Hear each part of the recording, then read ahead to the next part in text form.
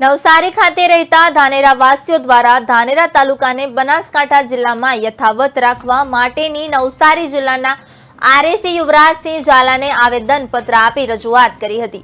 ત્યારે ધાનેરા તાલુકાને વાવ થરાદમાં જોડવાનો નિર્ણય સરકારે જે કર્યો છે તેના કારણે લોકોમાં ભારે આક્રોશ જોવા મળી રહ્યો છે। ધાનેરા વાસીઓનું એવું માનવું છે કે અમારી ખરી ઓળખ બનાસકાંઠા અને પાલનપુર છે। ત્યારે ધાનેરા તાલુકાના તમામ સામાજિક અને આર્થિક પાસા સીધી રીતે બનાસકાંઠા સાથે જોડાયેલા છે। ધાનેરાને પ્રજાની લાગણીને માન આપી અને ધાનેરાને બનાસકાંઠા જિલ્લામાં જ રાખવાનો નિર્ણય કરે એવી માંગણી સાથે મુખ્યમંત્રીને સંબોધીને એક આવેદન પત્ર લખવામાં આવ્યો છે। ત્યારે નવસારી જિલ્લા આરએસસીને આપવામાં આવ્યું હતું।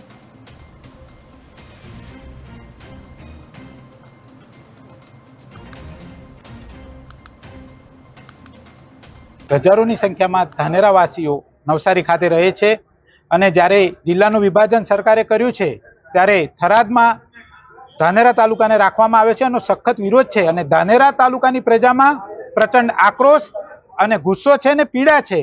સરકારે કોઈ પણ ભૌગોલિક પરિસ્થિતિ ધ્યાને લીધી નથી અને રાતોરાત નિર્ણય કર્યો છે। સૌથી ઉલટી દિશામાં અમને શું કામ નાખો છો? જિલ્લો બનાવ્યો, સરકારને ધન્યવાદ, પણ અમને ધાનેરા તાલુકાને બનાસકાંઠામાં રાખો, એ જ અમારી માંગણી છે અને લાગણી છે।